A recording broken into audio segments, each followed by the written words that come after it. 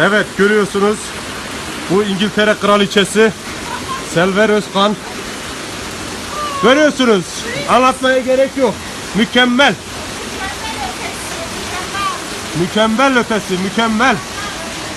Suyun akışı. Anlatmaya gerek yok. Doğa budur. Su budur.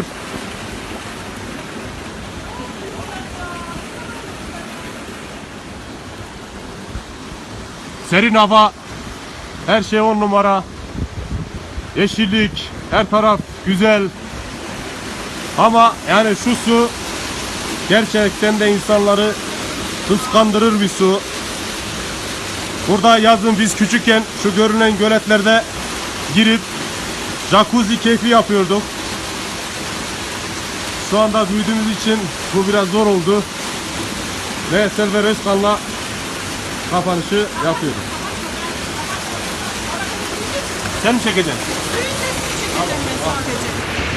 Açıktadır değil mi?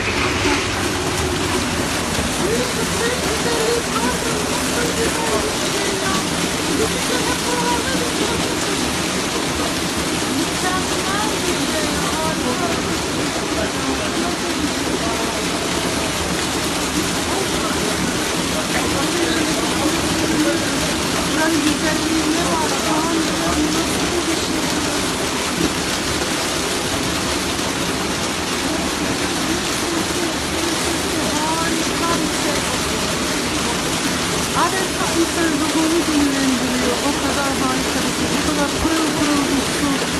Buz gibi.